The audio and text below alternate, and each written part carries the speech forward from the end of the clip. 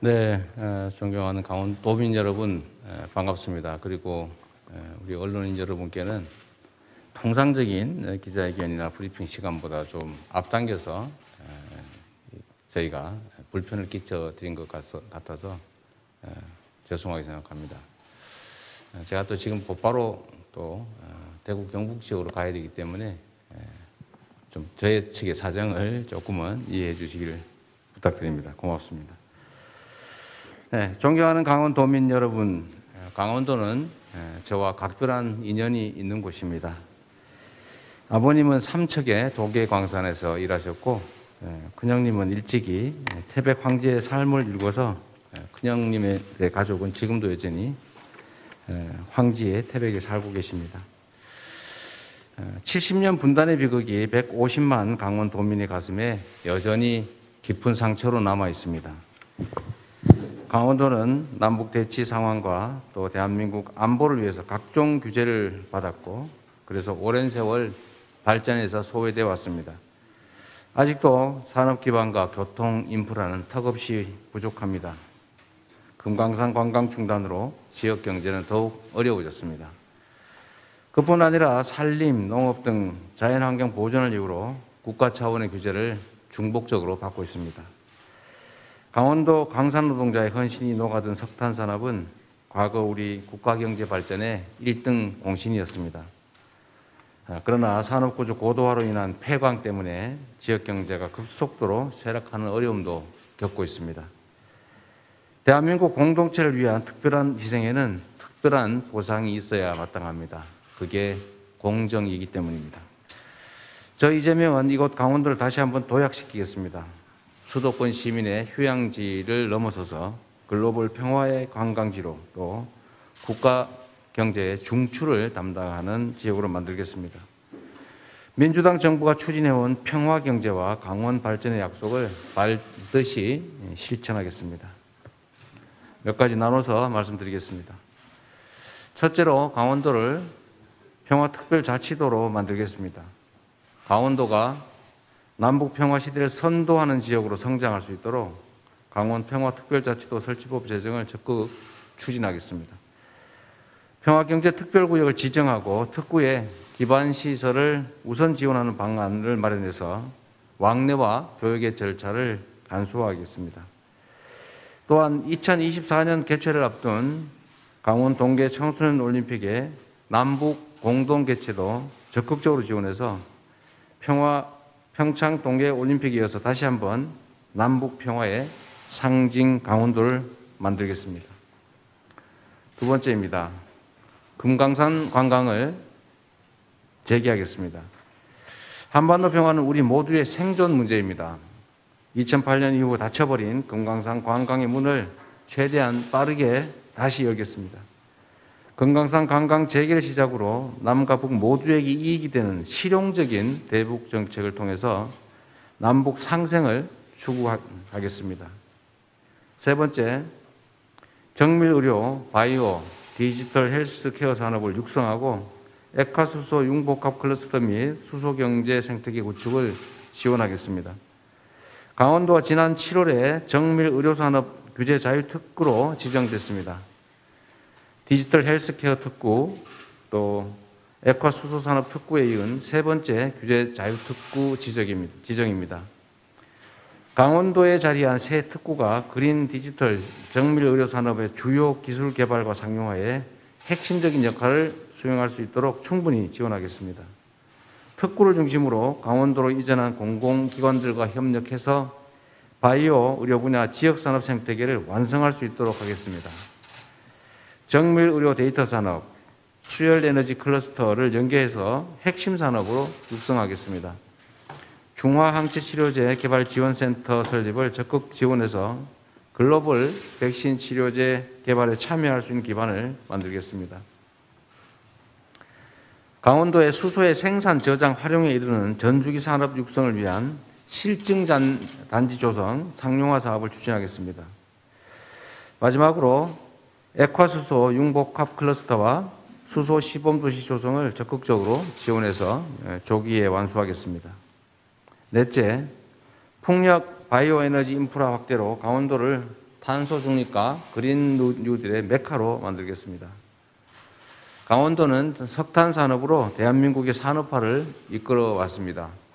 그러나 세계적인 탈석탄 추세로 인해서 강원도의 경제적 어려움은 점점 커지고 있습니다. 제 아버님께서 일하셨던 삼척 도계광업소도 곧 폐광을 앞두고 있다고 합니다. 태백의 장성광업소도 마찬가지입니다. 강원도의 지속 가능한 경제 기반을 만드는 전환 성장이 반드시 필요합니다. 우리 강원도는 바람과 산림 등 재생에너지 자원이 풍부합니다. 태백의 에코잡시티 계획, 또 정선의 산림 바이오매스 생산 거점 사업을 적극적으로 지원해서 강원도에 새로운 그린 일자리를 창출하겠습니다.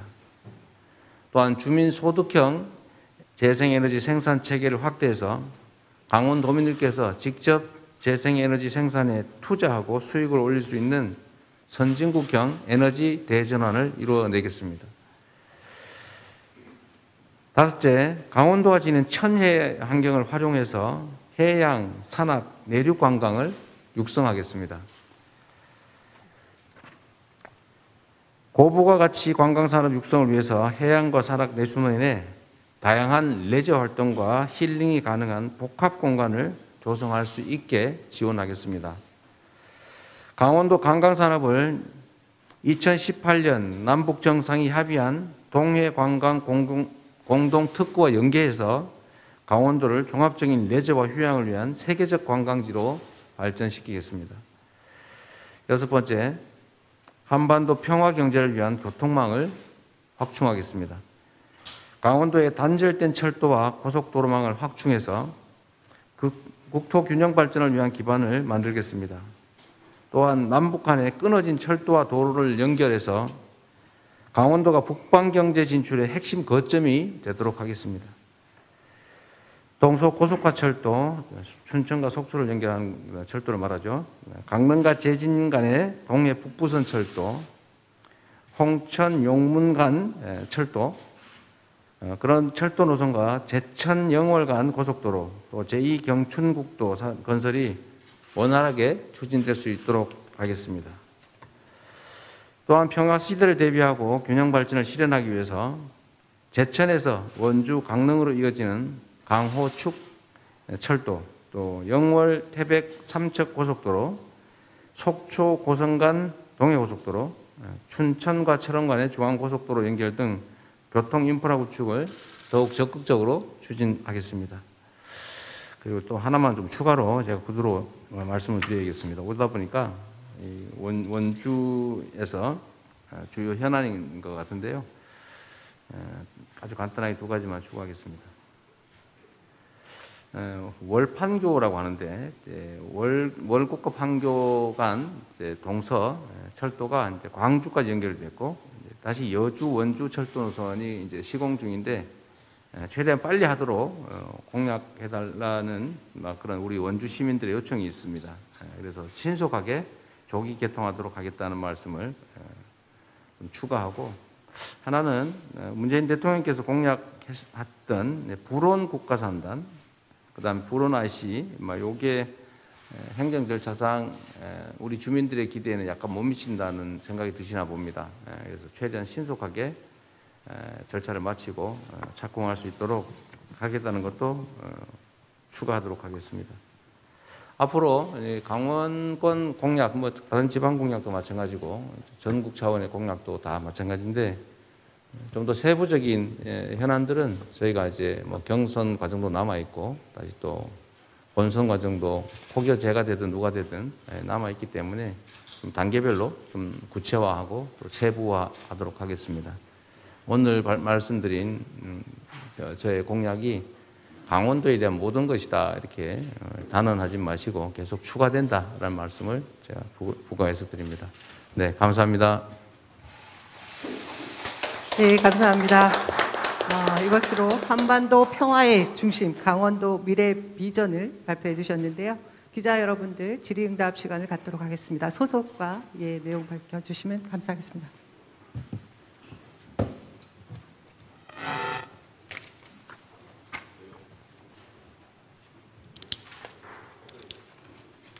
안 나오는군요. 네. 원주 MBC의 권기만 기자라고 합니다. 어디요? 원주 MBC의 네네. 권기만 기자라고 네. 하고요. 첫 번째로 이제 정밀 의료기기, 바이오 디지털 헬스케어 산업 육성 이런 말씀들을 좀 해주셨는데 네. 사실 벌써 이 디지털 헬스케어 규제자유 특구로 지정된 지가 3년 전이에요. 네. 2년차 사업이 지나고 재지정돼서 다시 진행이 되고 있는데 핵심 사업이 사실 그 원격 의료, 원격 진료거든요. 이제 이런 것들이 사실상 실증 사업에 착수를 못 하고 있습니다. 그 아시겠지만 의사의 반발인데요.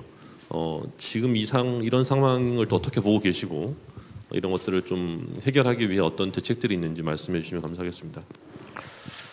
네, 원래 개혁이라고 하는 게 지금보다 좀 더 나은 상태를 만드는 것을 말하고, 그리고 어원적으로 따지면 가죽을 벗기는 고통이라는 뜻 아니겠습니까? 원래 모든 정치는 정책으로 구현되고, 정책은 이해관계 조정이고, 새로운 정책, 개혁적 정책을 집행한다고 하는 것은 기존의 이해관계를 새롭게 조정한다는 뜻이기 때문에 필연적으로 기존 이해관계인 특히 이익을 얻고 있던 기득권이라고 하죠. 이 기득권 집단의 반발을 수반합니다. 그건 불가피합니다. 그런데 정치라고 하는 것이 보통은 이제 국가와 국민을 위해서, 공동체를 위해서 하는 것이지만, 정치인들의 정치적 지지 또는 정치적 이익이라고 하는 것도 무시할 수 없기 때문에 대체적으로 갈등이 많거나 반발이 많거나 이런 사안들은 회피하는 경향이 있습니다. 그런데 저는 그렇게 하지 말아야 된다고 생각합니다.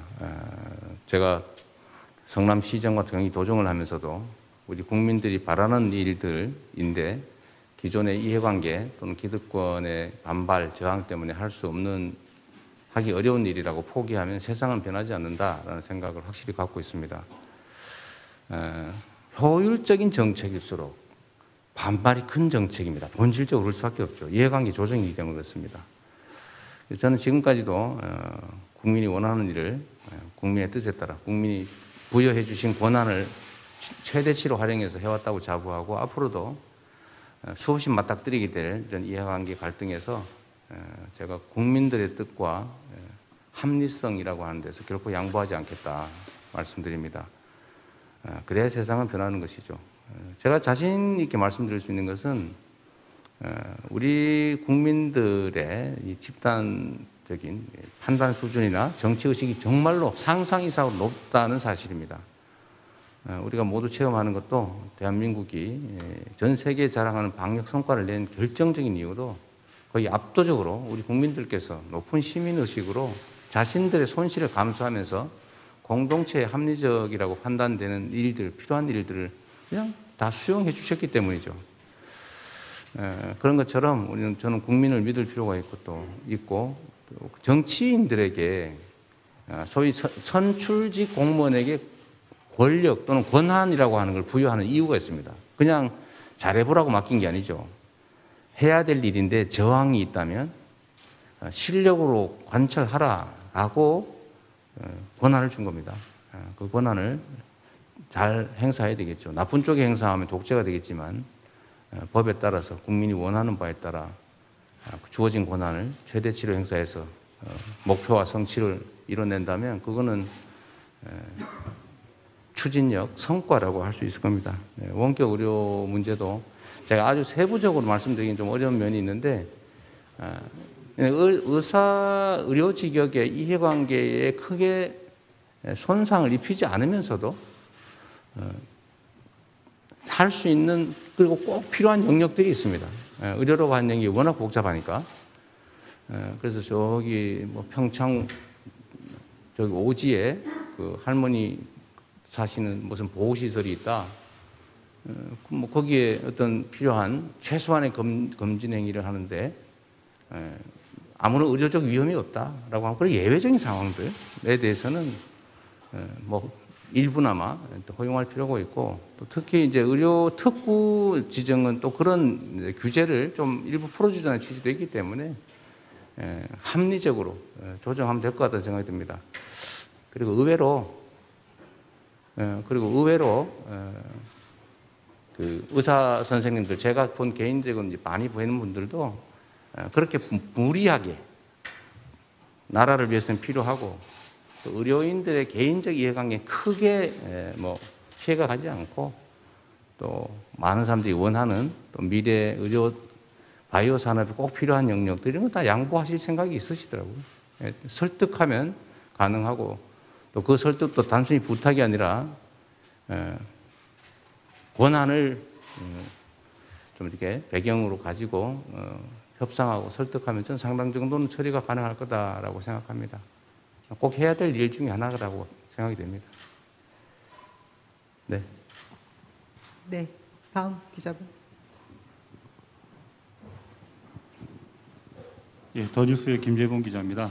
어저께 말씀하실 때 공약은 거의 모든 후보들이 비슷한데 다만 누가 실천할 수 있느냐 없느냐 그 차이라고 말씀하셨는데요. 네. 문재인 정권 출발해서 금방 금강산 관광이 재개될 거라고 기대를 했는데 5년이 흘렀습니다. 네. 아까도 이제 금강산 관광 금방 재개할 거라고 하셨는데 뭐 미국 제재, 유엔 제재 사실 포함도 안 되는데 지금까지 이제 재개를 못 하고 있잖아요. 네. 그럼 어떻게 그 금강산 관광을 재개하고 또 뭐 경기도 입장에서는 개성공단 어떻게 재가동할 것인지 네. 구체적인 방법이나 시기 만약에 대통령이 되신다면 뭐 즉각적으로 이렇게 가감하게 추진하실 수 있는지 그런 부분을 말씀해 주시죠. 네. 저희가 이제 담장을 같이 하고 있는 옆집이 아이고 뭐 아무 때나 놀러 오세요라고 했는데 또 그 더 옆집이 또 반대를 해가지고 그건 뭐 굳이 그럴 필요 있냐 하다 보니까 결국 어느 날 애들끼리 싸움이 났어요. 그래서 사이가 나빠졌어요. 근데 이제는 저쪽에서 어느 날은 아이고 아무 때나 뭐 우리가 문 열어놓을 테니까 아무 때나 오세요라고 얘기했는데 그때는 안 갔지 않습니까 우리가? 예, 그런데 지금은 문을 닫아버린 것 같아요. 예, 이제 지금은 다시 이제 우리 남북 당국 간에 협의를 다시 해야 되는 상황이 됐던 것 같습니다.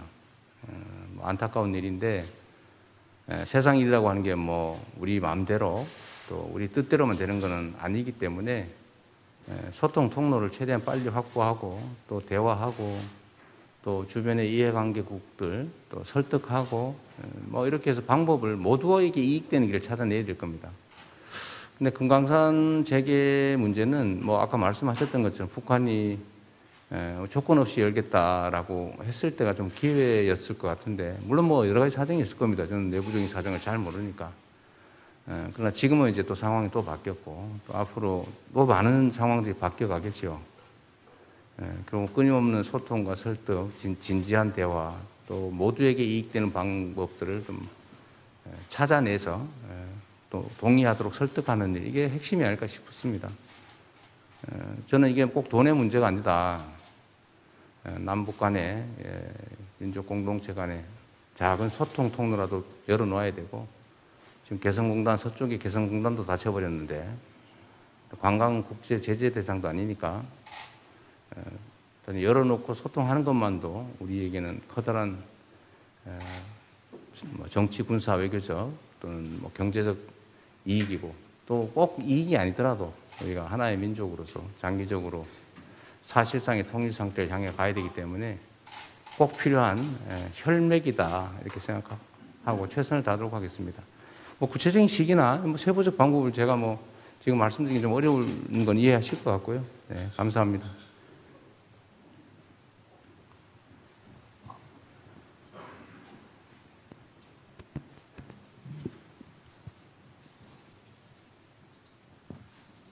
강원일보 원선영 기자라고 합니다. 비슷한 질문인데요. 지금 후보님께서 말씀하신 공약들을 보면 그 문재인 정부의 대북 정책을 계승하겠다 이런 뜻으로 받아들여도 되는 건지 재차 여쭙고 싶고요. 이와 함께 문재인 정부의 대북 정책과 차별화된 뭐 전략이나 정책 뭐 이런 것들이 있다면 소개 부탁드립니다. 대북 정책과 차별에 대한 이렇게 말씀하신 건가요? 남북 관계 설정에 관해서. 다 남북 관계에 대해서? 네네. 아, 네네. 네, 제가 사실 이제 지방을 이렇게 다니면서 지방이라서 미안합니다. 지역이라고 하는 게 더 정확할 텐데 서울도 하나의 지역이니까요. 제가 이 지역을 다니면서 그 말씀을 자주 드립니다. 좀 전에 말씀하신 것처럼 제가 공약을 쭉 이렇게 발표를 하고 나니까 다른 분들 하는 거하고 똑같아요. 그래서 제가 연설문에도 그렇게 써놨습니다. 이상하지 않냐. 근데 이게 무슨 의미냐. 해야 될 일, 지역이 원하는 일, 다 우리가 다 알고 있다. 그런데 그럼 차이가 뭐냐? 똑같은 약속을 수십 년 반복해야 되는 상황이 슬픈 거다. 누가 할 수 있냐? 어떤 사람은 진짜 할 것 같냐?로 판단해야 된다. 그런데 미래는 아무도 알 수 없다. 사람 마음을 어떻게 알겠습니까? 한 길 사람 속 모른다지 않습니까? 그런데 알 수 있는 간접적 방법이 있죠. 그가 과연 과거에 무엇을 했는가? 어떤 사람의 미래는 현재라고 하는 현재라고 하는 거울에 비추어진 그의 과거다. 그래서 사실은 과거를 보는 게 중요한 거죠. 여러분도 이력, 스펙 보고 사람 판단하지 않습니까? 친구들도 옛날에 돈 빌려줬더니 상가집 갈 때 부조금 내라 그랬더니 떼어먹는 친구 있고 그 꼭 갚는 친구 있는데 그 꼭 갚는 친구한테는 빌려주고 싶지만 전에도 수없이 떼먹은 친구한테는 주머니에 돈 있어도 없다고 그러게 돼 있잖아요. 그죠? 그게 뭐 다를 바가 있겠습니까? 이게 공적 영역도 마찬가지다. 실천력이 중요하다는 말씀을 일단 드리고요. 공약이 비슷한다고 하는 건 또 하나의 측면이 있습니다. 좀 획기적인 사람들 눈에 확 띄는 공약을 하고 싶은데 누구나 그렇게 하고 싶죠. 근데 그건 사실은 거의 사기에 가깝습니다. 정말 큰 돈 안 들고 쉽게 할 수 있는 획기적인 방법이 있다면 왜 이때까지 안 했겠어요? 다 했겠지요. 다 하고도 남은 현안, 과제가 지금 이제 정치적 또 대선 후보들의 공약에 올라오는 겁니다. 어렵다는 얘기죠. 그래도 저희는 그 가능성을 다 파악해서 가능하다고 판단되는 것들을 저희가 엄선해서 발표하다 보니까 이미 추진하는 것들이 많을 수밖에 없습니다. 왜냐하면 현 정부도 무슨 뭐가 부족한 것도 아니고 해서 현재 상태로 최선의 것을 찾아서 추진하고 있는데 예를 들면 재정적 여력이 부족하거나 뭐 이런 여러 가지 사정으로 지연되거나 또는 뭐 못하고 있거나 뭐 그런 것들이 있는 거죠. 그러다 보니 같은 문재인 정부와 앞으로 만들어질 이재명 정부는 대체 뭐 어떤 관계냐? 전 정부를 완전히 부정하는 차별화하는 정부냐? 아니면 승계 발전시키는 것이냐 물어보시는데 사실 그게 두 개 다 똑같은 거죠. 어떻게 똑같을 수 있겠습니까? 어떻게 또 완전히 다를 수 있겠습니까? 같은 민주당이라고 하는 뿌리에서 나온 것이고 우리가 철학과 가치를 같이 하는 사람들이기 때문에 기본적으로 같을 수밖에 없는데 가치들은 다르겠죠. 근데 그 가치도 중요하니까 잘못된 건 좀 걷어내고 잘한 거는 좀 더 더하고 부족한 거는 채우고 또 필요한 새로운 것들은 더하면 좀 새로운 더 나은 정부가 되겠죠. 그래서 제가 이게 차별화냐 계승이냐 자꾸 흑이냐 백이냐 자꾸 양다택일을 요구하는 질문을 많이 받아서 저도 연구를 했습니다. 제가 회색이라고 할 수는 없고 흑색도 백색도 아닌 더 아름다운 색 청출어람이다 라고 제가 그래서 말씀드린 겁니다. 좀 이해를 부탁드리고요. 그래서 승계하되 더 나은 그렇게 할 수밖에 없다는 말씀드립니다. 남북관계 통일 외교 정책 또 한반도 정책도 사실 또 마찬가지라고 할 수밖에 없습니다. 저희가 일부러 저는 차별화하려고 하지 않습니다. 정책이라고 하는 것은 획기적 아이디어가 아닙니다. 사람의 문제는 사람이 해결할 수 있는데 해결 방법은 너무나 다양한데 다만 그 내용이 조금씩 다른 거죠. 그래서 정책을 놓고 싸울 때 내 정책은 옳고 네 정책은 틀렸어 라고 말하면 안 되는 거죠. 내 정책이 좀 더 낫다. 당신의 정책도 맞다.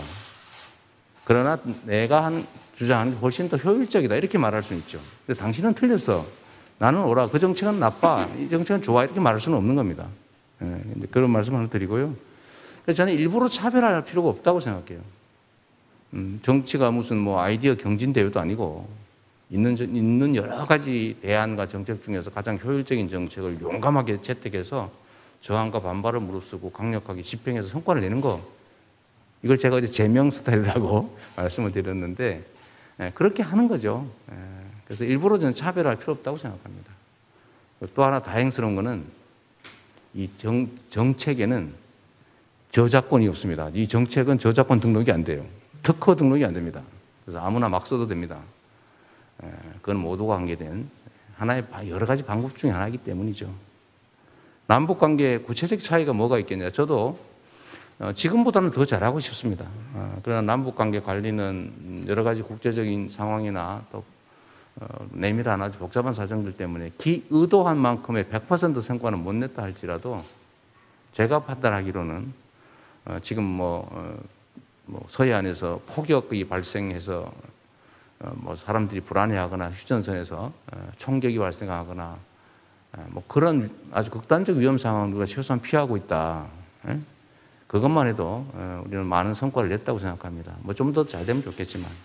그래서 어떤 정책의 차이가 아니라 어쨌든 상황 개선을 위해서 조금이라도 더 노력하고 조금이라도 더 나은 상황을 만들어 보도록 하겠습니다만은 뭐 굳이 정책에서 일부러 차별화 할 생각도 없고 굳이 그렇게 차별화해야 될 것도 좀 발견하기 어렵더라라는 말씀을 드립니다.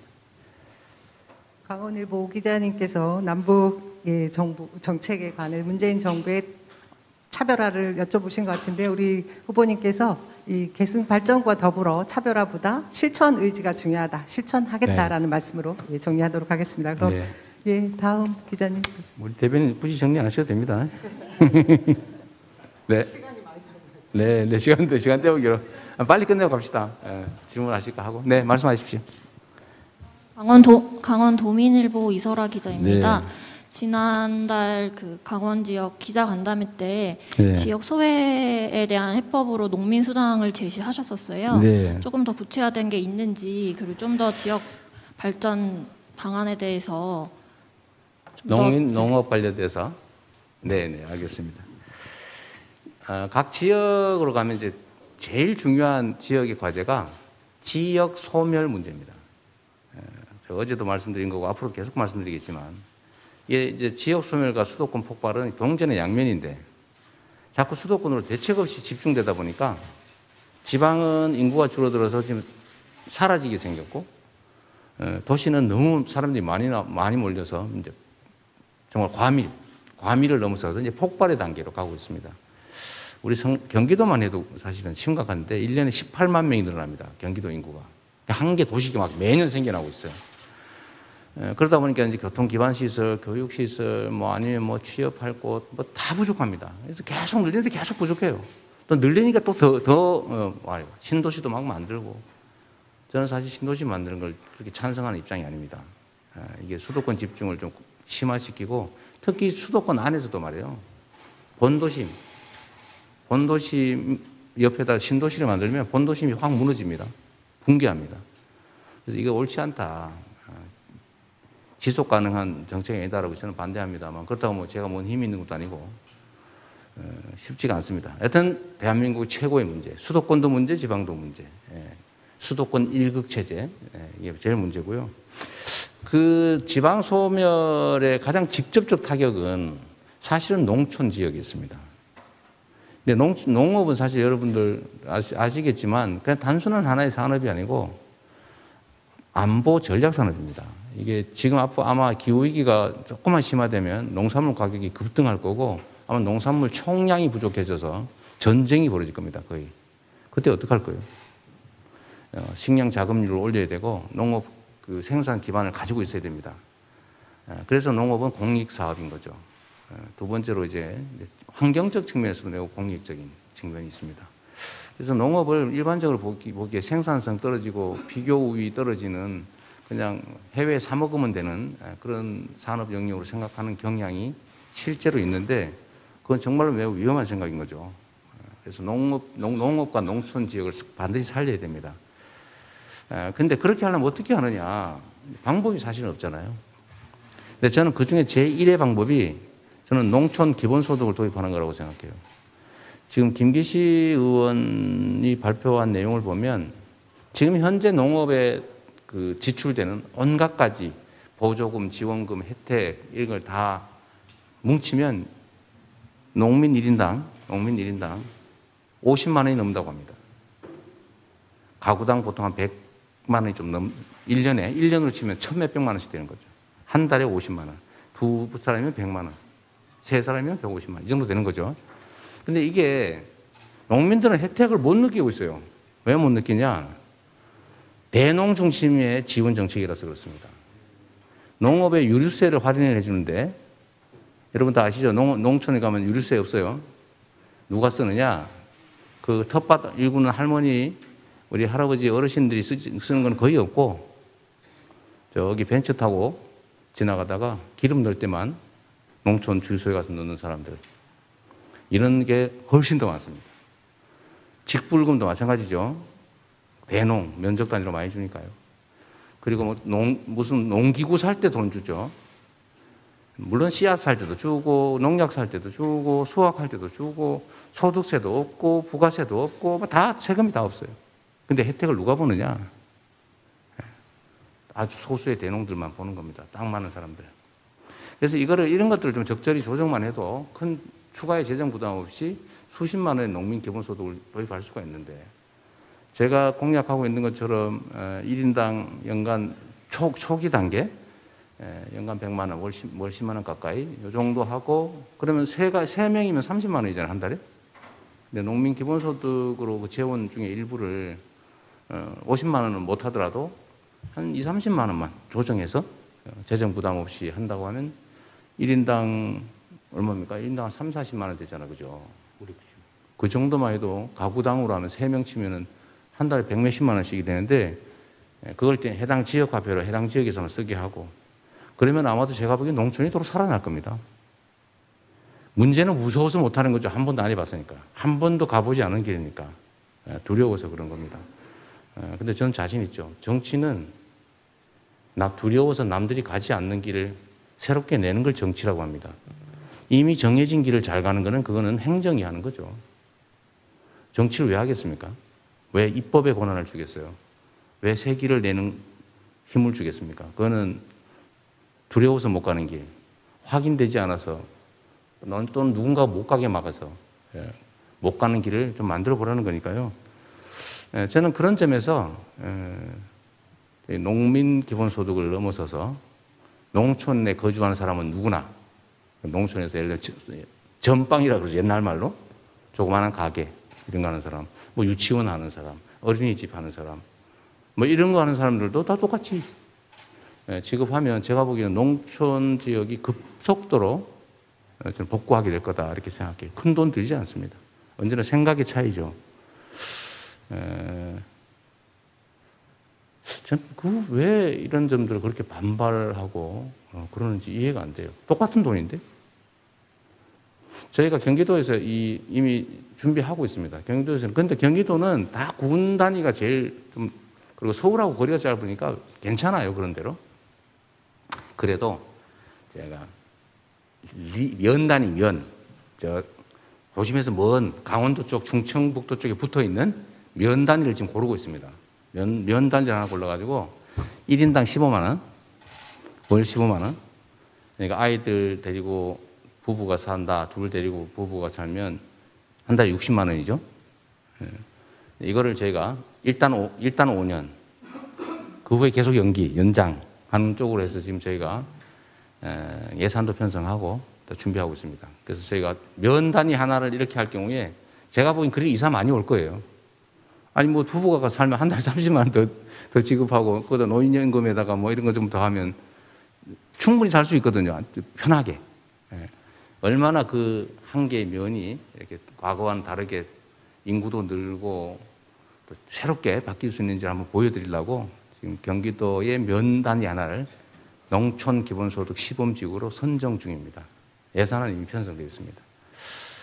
이 말이 좀 길었는데요. 우리 여기 언론들께서도 좀 이해를 해 주십사.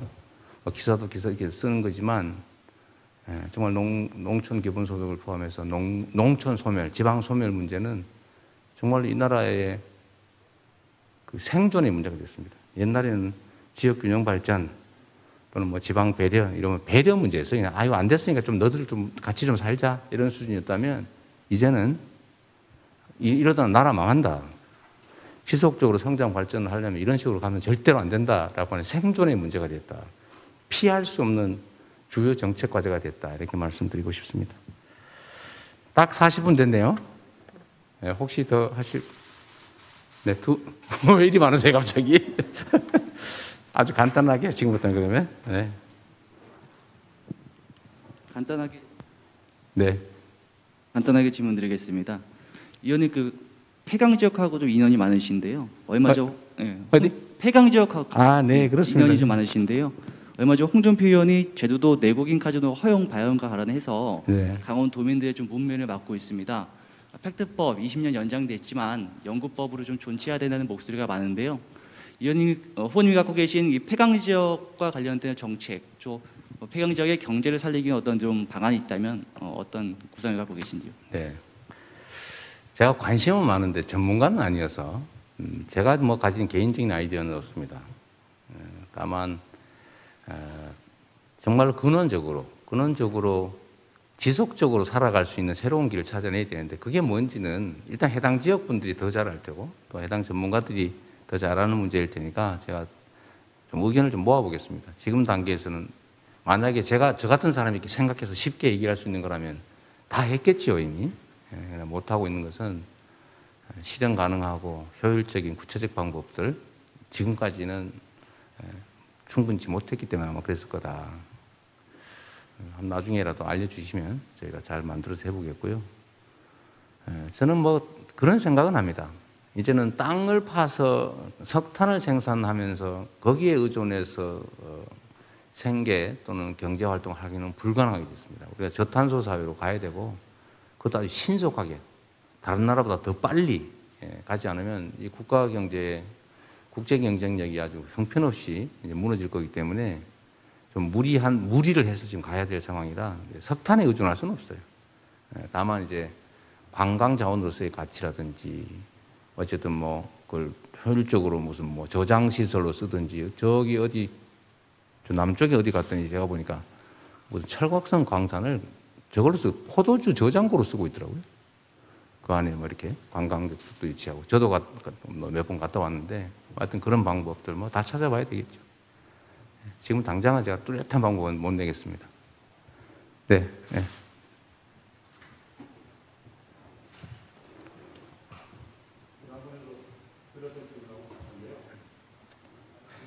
네. 드렸던 질문과 비슷한데 강원도가 인구 150만 밖에 안 됩니다. 지금 네. 경기도는 아까도 말씀하셨듯이 계속 인구 폭발하고 있고요. 네, 네. 뭐 대한민국 전체를 보면 국토 균형 발전이 사실 안 되고 있는 그런 상황이죠. 그래서 강원도 인구 증가를 위한 어떤 국토 균형 발전 정책이 또 어떤 게 있는지, 그리고 또 지방 분권의 가장 핵심이 사실 재정이잖아요. 그리고 지금은 중앙이 다 걷어가서 그러면 지방에 생생되듯이 조금씩 내려주고 있는데 이런 부분을 어떻게 개선하실 의향이 있는지 그거 좀 말씀해 주십시오. 네. 뭐 인구 증가하는 방법이라고 하는 게 이제 소위 지역 균형 발전 방안과 같은 말이죠. 지역 균형 발전을 하지 않으면 지금과 같은 이제 수도권 집중을 막을 길이 없고 이제 그게 비효율을 점점 더 심화시킬 거다. 강원도는 약간 다를 수도 있습니다만 지금 주로 남쪽으로부터, 왜냐하면 서울 중심이니까요.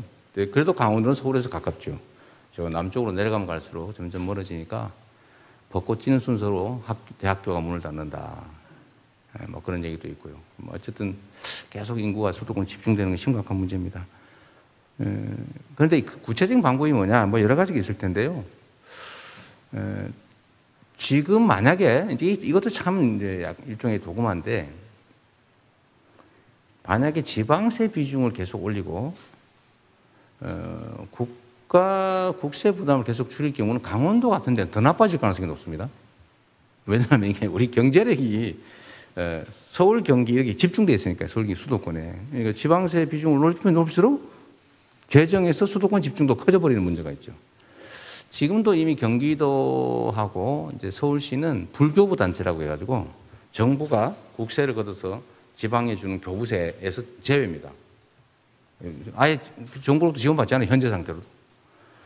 근데 지방세 비중 올리면 경기도 같은 데는 좋죠. 서울시도 좋죠. 그거는 중앙정부로 받는 게 아니니까요. 근데 그런 좀 구조적인 문제도 있습니다. 그러니까 이런 건 이제 섬세하게 조정을 좀 하긴 해야 되겠지만 하여튼 지방의 재정 비중을 올려야 된다. 지방 재정의 자율성을 높여야 된다는 점은 저도 100% 동감합니다. 정부가 무슨 재정을 지원할 때 또 이런 것도 있습니다, 여러분. 그 재정 자립도가 높으면 좋으냐, 재정 자립도가 낮으면 나쁘냐, 꼭 그렇지는 않아요.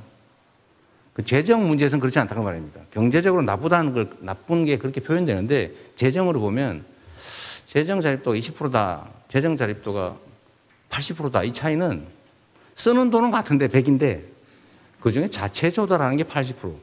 자체 조달하는 게 20%라는 뜻이고 반대로 얘기하면 80%는 정부가 주고 20%는 정부가 준다는 뜻이거든요. 재정에서는 차이가 없습니다. 여러분 이게 오해인데 자체 조달 재원이 많으냐 적으냐 문제하고 재정이 크냐 작으냐 많냐 적으냐 전혀 다른 문제입니다. 재정의 구성 내용이 다를 뿐이죠. 그래서 가끔씩 저보고 경기도가 재정 자립도가 높으니까 돈이 많아가지고 뭐 이렇게 많이 쓰는 거지 이건 전혀 사실이 아닙니다. 그거는 경기도의 재정 중에서 자체 재원 비율이 높고 나머지 지원 비율이 작다 이 뜻이고 강원도는 똑같은데 기준이 똑같은데 자체 조달이 이만큼이고 정부에서 이만큼 줬다 이 뜻이에요. 재정의 안정성이나 이건 똑같습니다. 원래 재정을 부족한 걸 다 채워준 방식이기 때문에 그런 거죠.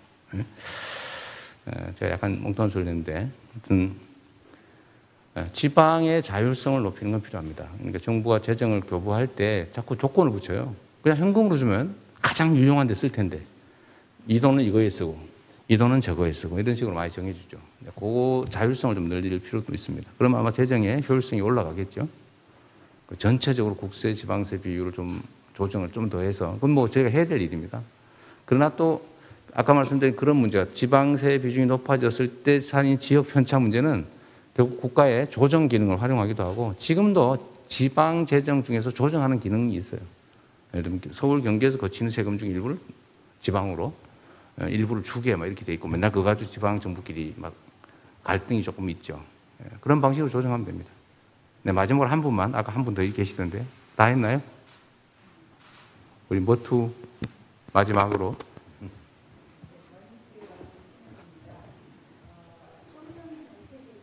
어디?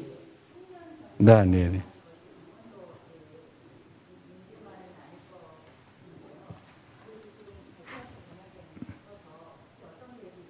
청년 정책이에요? 그거는 뭐 지방 정책이라기보다는 지역 정책이라기보다는 부문 정책이라서 저희가 언급을 아직 안 한 겁니다. 그 청년 정책은 전에 한번 저희가 발표한 바가 있죠.